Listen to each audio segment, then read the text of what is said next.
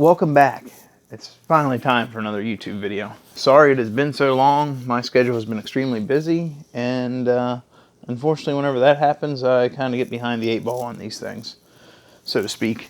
So, this is the in-depth review of the Gen 8. In the comments of the last video I did, a lot of people said they would like an in-depth, and I'm going to cover a lot of stuff in this video.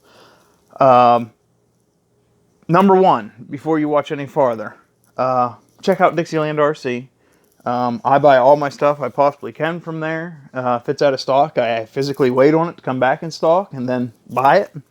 The customer service is that good. It's that great of a place to buy from. Good people running it. Trust me, check it out. And beyond that, with this in-depth review, I want to bring up some things. Number one, I'm not bashing the Redcat Gen8. It is a $300 RTR with radio and everything truck. Now they have the assembled chassis version out. It's like $169, I believe, which is extremely cheap for what you get. So at $300, it's really hard to complain too much about this truck.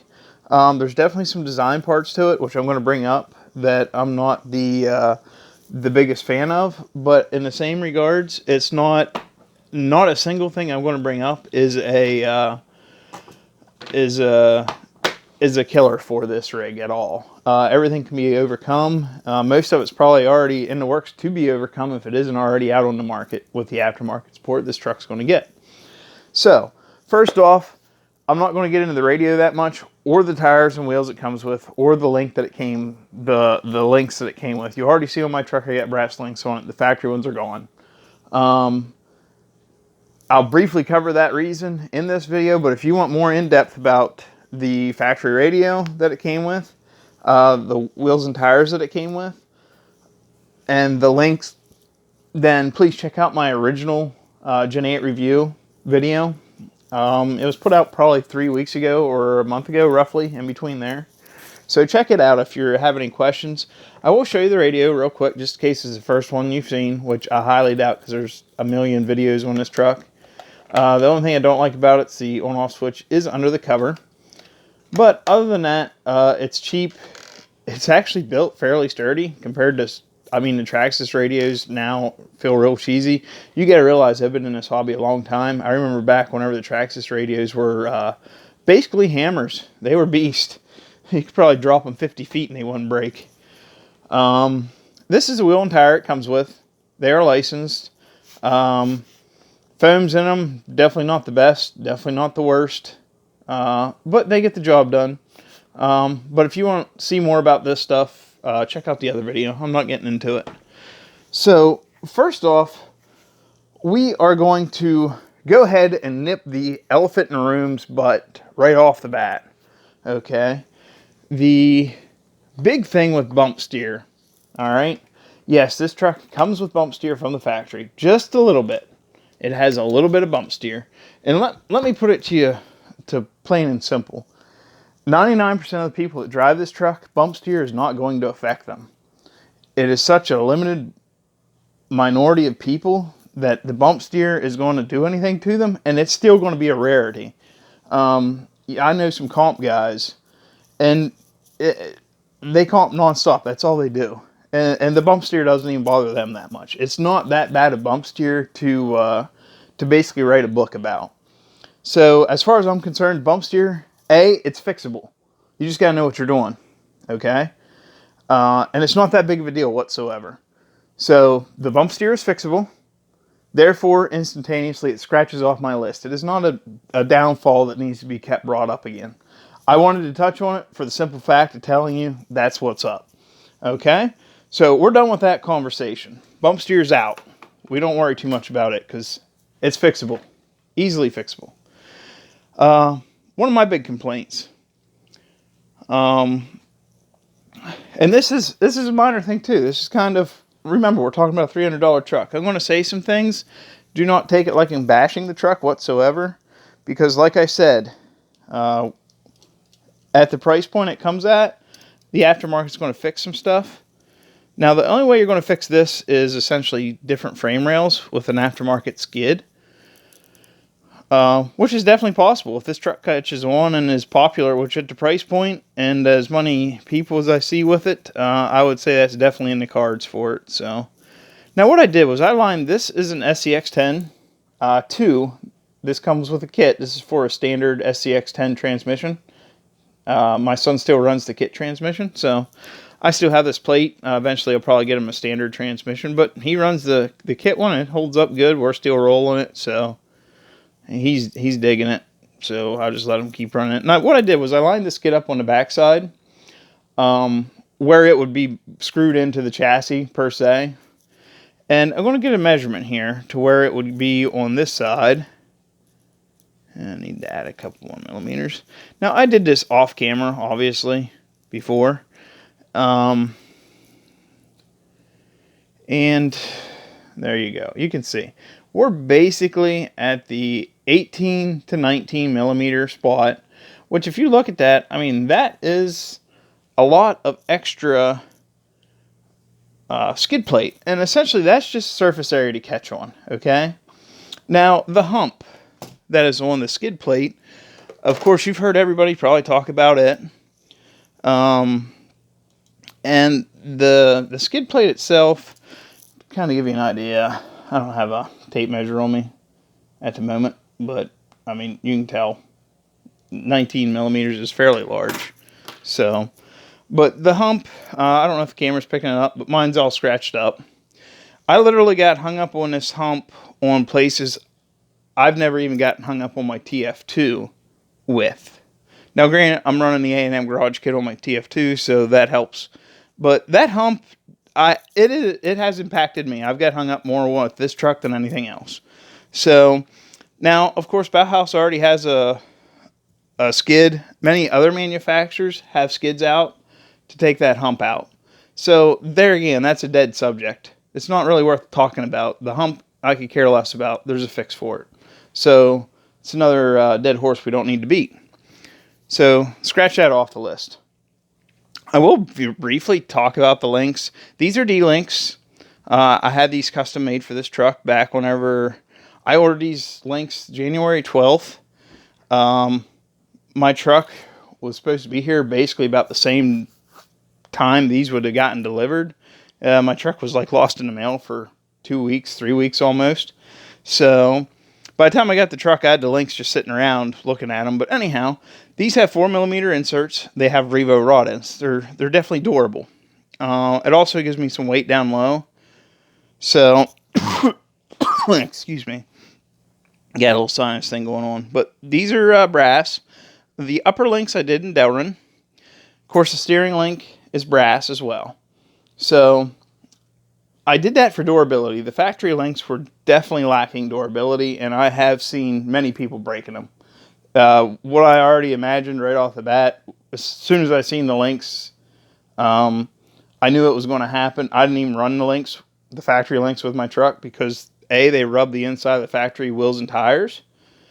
And that was a no-go for me to begin with. Plus the 3mm, plus their thin plastic that was on them, I knew it was going to be a no-go. So I opted to do this. You don't have to. I've seen other people running the links. It's kind of you got to, granted, this truck come out whenever it was sub-zero. So some of them people were breaking links and it was 0 degrees outside. Of course, you're going to have some breaks happen at that point in time. So as we flip this over, you're going to see it is completely pretty well stripped. And I did that for you guys. So, just in case you are new to this truck, it does come with a factory metal geared servo. It also comes with a metal gear servo horn. Now, ignore the servo horn you just seen in this video because that is not the one it comes with. So, we're going to talk briefly. I'm going to touch this subject real fast. And that subject is the hardware it comes with. This should be one of the things that gets brought up more than anything because the hardware is extremely cheap. It's probably, I used to say the RC 4-wheel drive Marlin Crawler stuff, like I have, the TF2, I mean anything RC 4-wheel drive that I've seen had really cheap, rough hardware. This takes the cake. This is the worst stuff I've seen. And before you say you use bad tools, MIPs. Not a bad tool in the house. So, hardware is definitely the worst I've seen. Now, with that being said, for a base price of $300, you can't complain with it. It does the job. I think I only had a couple things kind of round a little bit, but there again, maybe I just got let's face it, these are made in China. They're put together in China, as is most vehicles. So once in a while, you get some bad metals that go through, okay? Whenever them bad metals go through, their quality assurance isn't there, okay? So you end up with some bad screws here or there. I could have possibly just got a couple of them. Trust me, this video is going to get extremely interesting whenever we start talking about manufacturing and how it's done. So, as you can see, I already talked about, well, I'll touch this real quick too. Receiver box. Receivers inside. The box has these little tabs, which makes it nice for unplugging and plugging things in. Okay. And it just saves time, saves from ripping the radio box apart. I put a third one on the other side. And you'll see in the build video, we're doing a build video series. You'll see in that build series why I already done that. This is essentially, yes, it says Hexfly on it, but it is a Hobbywing ESC, just rebranded. Durability is fairly decent on this stuff. So, now the servo is questionable. It's kind of hit and miss. They're noisy, they're annoying. But other than that, they're fairly hit and miss. So, aluminum shocks, they seem to be functioning extremely well. I haven't lost oil. First off, yes, the Velcro peeled off mine instantly. This is the first generation. The first ones come off for delivery. And everyone jumped and ran straight to the magnets. And I wanted to take the approach. I have magnets sitting here. I have them for other stuff as well.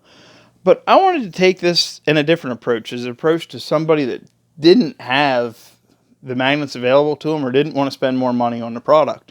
So what I did with mine was I peeled all the Velcro pieces off, and I excuse me, I stripped the back of them as much as I could with the glue that was on the back, and then I put E6000 down. E6000 basically is shoe goo, but it sticks extremely well. The other part of it is, say if it would happen to peel up, that E6000 will scrape off your inner fenders. So it'll be a clean surface again. But E6000 worked amazing. I pulled this body on and off. My son plays with it, pushes it around. He pulls it on and off by himself. And it gets ripped around, and these have not come off since I did the E6000. So I'm still utilizing the Velcro. It's fine by me. It works. So next, we're going to talk about shock tower design. The shock towers are built beefy. Okay, there's like hardly any flex at all to them. Now, the weird part about this truck, okay, now I give Redcat some credit. They did some things outside the box. Some of it was for the best. Some of it was probably in the middle of that. But they took chances, okay? I applaud them for that. The front of this, as you can see, this is plastic, okay? The metal starts right in the center of where my flashlight is. So right in there, it gets shiny. All right? You can see it clearly there. So that's all plastic. Your servo is sitting on plastic. That comes out. The only thing that holds them plastic together is right here. And your shock tower is actually part of that plastic. So as you can look down through, you see the shock tower coming the whole way back. All right? You can see it running the whole way up through. Just like I told you. I tell no fibs, okay? It runs the whole way up through. Now that shock tower, if you can see the gap, try to get a different angle here, get focus going on. There's a gap between the C channel of the frame and the shock tower where it mounts top and bottom. It is not a snug fit. That's not a major concern to me. No one's had problems with it as far as I know. But it's just something to keep in mind. But that's a large piece of plastic that would have to be dealt with to take care of like shock tower upgrades, essentially, because that all is part of your shock tower. So that was the only design part. The rear ones are nice because they don't have that feature into them. Your panhard mount's also on the one side of this as well. So all that, you got your shock tower, your panhard mount, as well as the whole frame front mount for your bumper in on that same exact piece of plastic. Not a big deal. I just wanted to point it out and tell you what was up. So now we are going to actually pretty much get rid of this. It's pretty well summed up for you. The platform is good. The metal, whenever I've had all this apart and off, whenever I did that, the metal to the frame felt a little flimsy to me compared to the Traxxas frame, the axial frame, and definitely the Viterra frame. However, it is stiffer than a G-made frame. The one I'm talking about is a GS01 G-made. That would be your Komodo, your Sawbacks. They're on that frame. They are the weakest thing I've ever seen. So now we are going to talk about something that I don't know if anyone's ever brought it up with this truck, or maybe they haven't had it happen to them yet. But first, we're going to get zoomed in here a little bit. All right. Zoom in. Whoa, hold on there.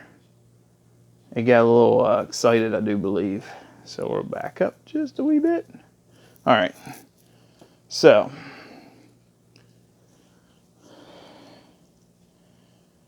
we're going to talk about something right now that'll have a major impact on what I'm about to bring up soon.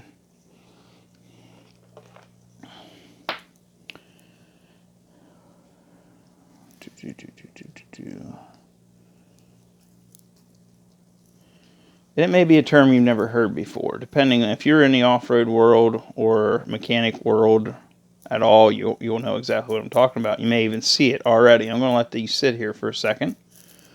Make sure the camera's picking them up. See if shining a flashlight on them does any better. A little bit more light. Sorry, the lighting's not the best in here at night, where I'm recording at anyway. So, what we have, now that you got to look at them for a second, is a problem with drive shaft phasing. You remember whenever I talked to you about the metals and made in China and quality assurance and things of that nature? Well, drive shaft phasing, if you look at these drive shafts, you'll notice two of them are identical. Okay? And what do I mean by identical? They're identically wrong. One of them is correct. So out of my 3 drive shafts, I have one proper drive shaft. That drive shaft is phased. And what I mean by phased is this. My outside, my very end yoke, is perfectly in line with this yoke. Okay, both my outputs are proper. They are phased. You can also look at the inside. Okay, proper, phased. This, outside, okay, well, that ain't good. This is my inside, that is not my outside. Okay, my outside one is actually horizontal right now, while this one is facing up vertically. So that drive shaft is out of phase. Okay, an out of phase drive shaft, especially in a full-size world, will just destroy stuff. It puts pressure and strain on things. Okay, so what that does, I have 2 of them that way. They're from the factory, and before you say, well, you just take and flip them and turn them. Well, guess what? You can't. They're keyed. All right, and what I mean by keyed is you see that slit? All right, now if I roll it, you see that slit. They are not the same size. That slit is larger than that slit. I'm trying to put it together right now. If I could slide it the way it is, you can see right now I have it in phase. I can't do it. Okay? But the only way it'll go is wrong. Same way with this little guy. Okay, he's splined also. You can see the groove there. Roll it around, there's a groove there. Okay? Large groove, smaller groove. They only go together one way. It's out of phase. While I have this one in my hand, I'm going to point out something to you also that I don't know if anyone's really paid too much attention to. The small drive shaft. Metal outsides, all plastic inside. All right? It's 100% plastic, and I'm going to show you why in a second. These drive shafts are metal. Okay? The out and the inside portion of it are metal. So, and that's both ends, both the long drive shafts are that way. And the way they're assembled, as you can tell, well, it just looks like it's keyed, okay? I thought, well, maybe I can just take it and spin it. Well, no, you can't, because of a couple reasons. One, the way they molded it, the way they keyed it. The other thing, because literally if I flipped it, all it'd do is just go back, it'd be the exact same thing as what it is now. But the other side of it, because I was willing to, you know, do the work and actually take it and groove it the correct way, but you still can't do it because that, you can take this apart, there's no screw down inside that. It's not like an axial design where you take it apart and you can take the end off and replace them. This is a mold where they take the plastic and they must be heating it and molding it right to the metal itself. So there is no replacement of that. So, and essentially what that happens, if you look at how large that mold process has made that section, okay, and you look, we're going to get rid of half of this just so it's not so awkward for me to hold. All right, so I'm going to do my very best here. All right, you look how much I've gained, and what I'm talking about here is the length. Since there's no mold that had to take place from this being metal going to plastic and keying it the way they did, they picked up surface area length essentially on this piece. And the reason they had to do that was because of how close they decided to put the transfer case in relation to the actual transmission itself. See how, I mean, that's literally, that's short. Okay, that stub itself is only, get you as accurate as possible. I'm going to tell you that's roughly 11 millimeters. So 11 millimeters is what you have connecting in between there. If you actually took and lost them metal pieces the way they did that mold process, you would probably cut 4 mil off that, I would say, easily, and that would probably not give you enough contact space for this to be a durable drive line. So you have the metal pins riding on the plastic on this. Now you got to realize this carries all 100% of the motor's torque and load to the transfer case to be distributed through the larger drive shafts. So 100% of your power is going through the plastic. So we'll see how they hold up. The only other thing I can tell you about these, this was, like I say, the first run truck, and it literally had Loctite just seeping out of it. The shafts were covered. How I remove mine, kids, do not try this at home. Okay, that's my thing. That's my warning for you. If you're a kid, do not listen to this part. Just pause it for a second or something. I actually used a lighter. I found one of them torch tip lighters was so easy to use to get heat where I needed it, where I wanted it, without getting anything else and without sitting there forever waiting on another heat source. So I just used a little butane torch and just heated the spot where the actual output was, the metal, and it took them right off. And as, I mean, you can tell, I had to do it to all of them. They were so tight, it was ridiculous. And I didn't hurt any of the plastic. So all you gotta do is get it toasty and unthread it. Do not try to take them off. Without doing that, you'll strip every single one of them out. People are doing it all over Facebook and having issues. So next thing we're going to talk about, it's going to be a little bit of a lengthy video, but you guys said you were okay with that, so we're pretty well wrapped up though. So just hang on for a short period here. We're going to talk about the T-case and the transmission. Now, first off, what I told you about the drive shafts being out of phase, the two drive shafts I have, is imperative in this, okay? Literally, I can tell you them drive shafts being out of phase is not what Redcat wanted. They did not design that drive shaft that way. That is a factory mistake that they essentially were supposed to probably be putting them together a certain way in the factory, and it didn't happen. It was a quality assurance error. I'm going to tell you straight up, that's what that was. So I can't knock the design because I 100% believe that's the case. Now, this transfer case. All right, all these gears inside the transfer case and inside this transmission are plastic. It comes with plastic gears, okay? The portals themselves have metal gears in them. The entire axle, housing, everything inside of it is metal. The housing itself is plastic, but all the gears, everything inside, the spool is aluminum machined, and the portal gears are metal. And yes, take it all apart, grease it up. I use cow or sea udder butter on all my stuff. So I left one screw in this for this demonstration. There is a ton of play inside that. Now, before you say that's the gear moving around or that's something inside moving around, this is what I'm going to show you. And I've seen a lot of people blow. I'm not going to say a lot, but I've seen a fair number of people blow this gear out in this transfer case.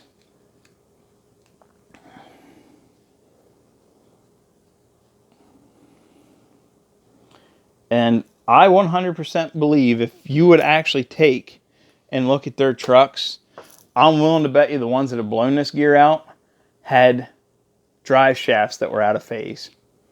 Okay? I believe it definitely to be true. And what that movement back and forth actually is the pin. Okay, now in the T case it's hard to see what it is, but there's enough play between the bearing. Okay, you see the pin in there. There's enough play between the depth of that gear itself, the mold of that gear, and the bearing surface that it allows it to play. It allows it to have movement and rocking in it. Now, the next thing I'm going to show you is an even better reference to that, because it is actually the transmission itself. Okay, and another thing I'll do for you, just to prove that you don't say, well, you don't have the outdrives on them. They're going to have a little bit of play to them. Well, I hate to tell you, this isn't my first rodeo. They do it just as bad with the outdrives on, and I'll prove it.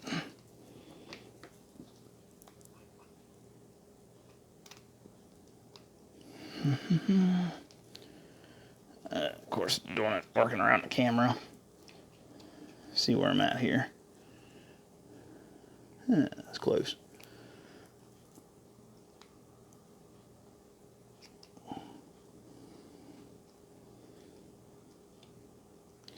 Yeah, see, I'm not used to doing this on the camera itself. That and the shaft, there's so much play in it that... Oh, I'll tell you what, let me get it over here where I can actually see what I'm doing. Make it a lot better. Excuse me for a second.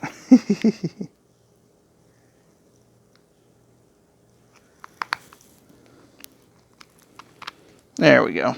Makes it a lot easier when you can see what you're trying to do. So, I put that output shaft on.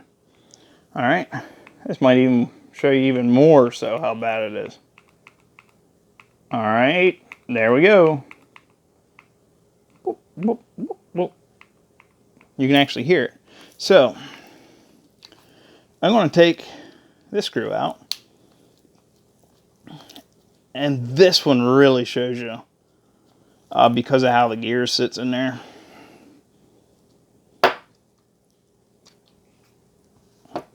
$100%. Okay. That's the play you're seeing. And what it is it stops the play as soon as that, because that pin hits right on the bearing right whenever the play stops. Now Normally I would say, well, we could just shim that and take care of it. But honestly, if I shim it and take care of it, it's probably going to make my drive line just destroy itself twice as fast. And the reason for that is because of the fact that I have, you know, my drive lines are not phased. The one going to this in particular. So without the phasing and with them pins moving back and forth, every time that drive shaft goes around, you want to talk about friction and getting things warm. And that's exactly some of the pictures I've seen of the transfer cases. As soon as you start getting them warm and you put power to them, for instance, like a brushless system, you're going to rip them gears out because you're just getting that plastic so toasty. So, but now what I would do, I'm not going to do anything to mine, okay? But what I'll do whenever I get my drive lines replaced and in phase, then I'll actually shim this up so that there's no play in it anymore. And depending on how the driveline has to be, because remember, these are tight. The small drive shaft is tight to the transfer case whenever it is installed. So at that point, I'll have to get a little more particular and line them up perfect and decide whether I might have to shim some both directions to take the slop out of it and keep it to where the driveline isn't binding against itself because of how I have it lined up. But something to keep in mind, if your drive shafts are in phase, or at least this one, if this one itself was in phase, because this one goes to the one I showed you on this transfer case. Okay, they are the same drive shaft. So the other gears have zero play to them, like this one, for example. There's a pin inside of it too. It's just the way that the gear is molded, the design of it. There's no play in that. Also, the spur gear for the transmission, there's no play in it. Them two are the only ones that have play. They happen to be the one that's going for the between each other and the tightest one. And they may have left some of that play in there just to take up some slop for absorbing that energy. But unphased drive shafts, I can promise you if I ran mine a good amount, I have no question I would rip my transfer case gears out. The small one, and that was the one everyone was ripping out as well. So the only other thing I want to talk about with the transmission itself, the motor transmission, is these little mounts. These screw into the chassis, the frame. As you can see, there's not a lot to them. They're fairly small. They're just big enough for the screw and a little bit of plastic on it for stability, not a whole lot. So that's the main part that holds, and that sits in the front of the truck. It would sit in terms of the camera. Let me back us out here a little bit. We don't need to be so far in anymore. So as that sits in the front, these two hold, and then your battery tray picks up this screw hole and picks up this screw. Your battery tray wraps around here, comes up, and then it goes into the frame. I'm not a big fan of this design. And this is another part where I said, somebody can make a brace that comes over. Because really, I want to get rid of my battery tray. I don't want it where it's at. I want to get it lower. So somebody can make a mount that takes care of this and strengthens this up. But I just wasn't a big fan. And somebody can come out with a transmission case that has more beef to it than this one. I haven't seen any failures, I don't think, of this, but it's just something I wanted to bring up that I kind of thought could have used a little bit more material in it, a little beefier design, especially with as much work as they did to the shock towers to make them beefy. But the motor mount itself, as soon as you take that battery tray off, this thing gets floppy. So that is pretty much sums it up. That is the in-depth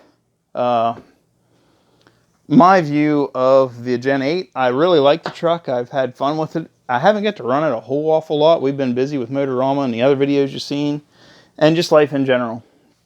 So, hope you enjoyed this video. It's long-winded, a lot of info in it. In the comments, let me know, is your drive shafts phased? How many of them are? How many of them aren't? You know, let me know. I was kind of curious to see if it's something they noticed in the factory and they picked up on and fixed. Or is it something that's still going on with new ones that are rolling out? like the video, share the video, do all that stuff. I appreciate the support. I really do. It keeps me going, keeps me moving. We've been picking up some pace, so that's great. Definitely check out DixielandRC. If you have any questions at all, drop them below. But definitely post up what your drive shafts were like. Were they phased or were they not? So you all take care. Thank you.